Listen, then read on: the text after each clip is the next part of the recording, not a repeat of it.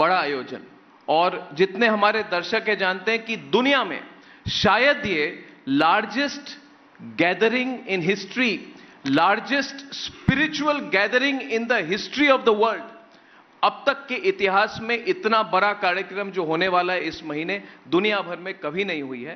तो योगी जी, बहुत बहुत शुभकामनाएं आपको, बहुत बहुत धन्यवाद। और महाकुंभ की जो आपकी पूरी टीम लगी हुई है, आप सबको बहुत बहुत शुभकामनाएं। और रिपब्लिक भारत में आपका पहला इंटरव्यू, धन्यवाद जी, बहुत बहुत धन्यवाद। बहुत सालों के बाद इस तरह की बातचीत हुई, रिपब्लिक मुझे बहुत भारत अच्छा को लगा। मैं अनेक संस्करण चलाने के लिए भी हृदय से अभिनंदन करता हूं, धन्यवाद। बधाई देता हूं। धन्यवाद योगी जी, बहुत बहुत धन्यवाद। Thank you very much. धन्यवाद। Thank you.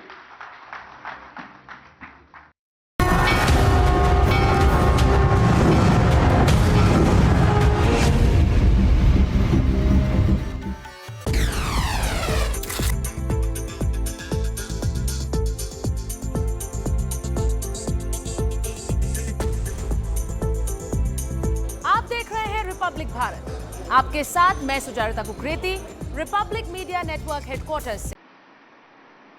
24 को सर्वे होने जा रहा था, 24 को जिस तरीके से वहां पर फिर शरारत की गई, जिस तरीके से माहौल खराब किया गया 24 नवंबर को, ये सबके सामने आया। देखिए, हिंदुओं की सहनशीलता देखिए आप। भारत के अंदर अगर आप पुराणों के कालखंड को आप देखेंगे तो 5000 वर्ष से लेकर के 3000 वर्ष का जो कालखंड है, लगभग 2000 वर्ष के दौरान भारत के अंदर अलग अलग पुराणों की रचना हुई। श्रीमद् भागवत महापुराण 5000 वर्ष पहले भगवान वेदव्यास ने रचा, और उसके बाद उन्होंने पुराणों और उपपुराणों की रचना करने की एक नई श्रृंखला को और एक नई शैली को जन्म दिया, आगे बढ़ाया, वो परंपरा आगे बढ़ी। 5000 वर्ष पहले, मैं पूछना चाहता हूं, 5000 वर्ष पहले श्रीमद् भागवत महापुराण में भी और उसके बाद भी अन्य अनेक अवसर पर हमारा शास्त्र इस बात का उल्लेख करता है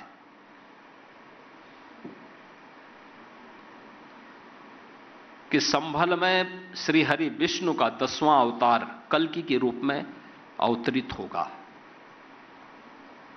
तिथि इस पहले से तय है, ये सब कुछ पहले से उल्लेख है। मैं किसी मत और मजहब के खिलाफ नहीं हूं। अगर किसी की पहले से चली आ रही उपासना स्थल है, उसका सम्मान करता हूं, लेकिन हां, मैं इसका विरोधी हूं कि किसी के भी उपासना स्थल को तोड़ करके कोई जबरन अपना स्थल बनाने का प्रयास करेगा तो उसकी निंदा होनी चाहिए और उसके खिलाफ खड़ा होना चाहिए।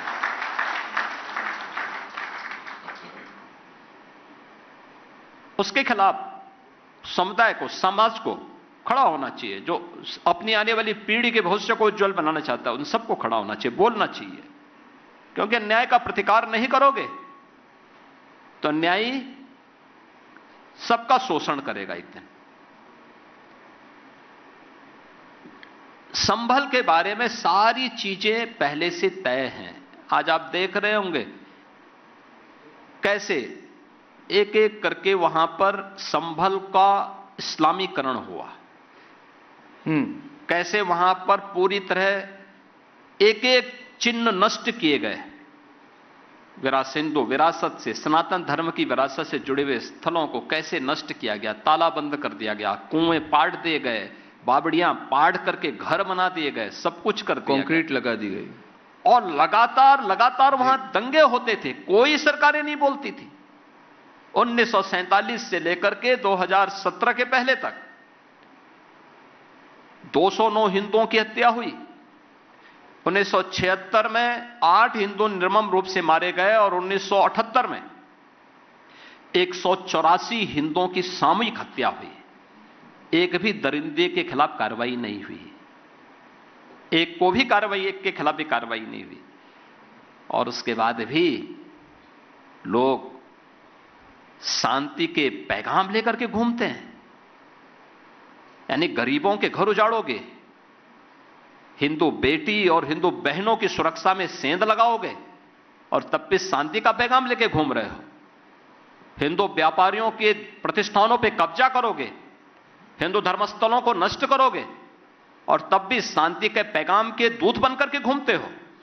इस चेहरे को उजागर किया जाना चाहिए और सबके सामने चीजें आनी चाहिए। अगर कोई दरिंदा है तो उस दरिंदे को सार्वजनिक रूप से जनता के सामने खड़ा किया जाना चाहिए। और संभल में भी कहीं ना कहीं ये अलग अलग कालखंड में हुआ था। याद रखना, आईने अकबरी में इस बात का उल्लेख है।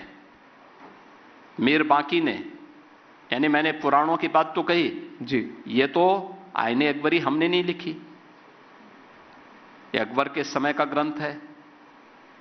बाबर की खानदान का या उनका एक नया शासक था, उसने इस बात का उल्लेख किया कि 1526 में मीर बाकी, ये वही दरिंदा है जिसने अयोध्या में राम जन्मभूमि के मंदिर को अपवित्र किया था 1528 में। और 1526 में संभल में श्रीहरि विष्णु के 10वें अवतार से जुड़ा हुआ श्रीहरि का जो मंदिर है, उस मंदिर को तोड़ करके उसके ऊपर एक मस्जिद नुमा ढांचा खड़ा करने का काम किया था। मैं पूछना चाहता हूं, इनके पास 500 वर्षों से अधिक का इतिहास नहीं, और मैं कहता हूं मेरे पास 5000 वर्ष से पुराना इतिहास है। मैं प्रमाण दे रहा हूं। प्रमाणों की चर्चा होती है तो क्या इस पे चर्चा करेंगे? नहीं कर सकते। योगी जी एक अनुमति दें। हाँ। ये कहते हैं पुराने विवाद हैं, पुराने विवादों पर ताला लगा दो। इनका कहना है कि वे पुराने विवाद हैं। फिर कहते हैं प्लेसेस ऑफ वर्शिप एक्ट है, तो कह रहे पुराने विवादों पर को बंद करके रखो, इनको फिर से खुरेदने की जरूरत नहीं है। तो उनको आप क्या कहेंगे योगी जी? देखिए, पुराना जख्म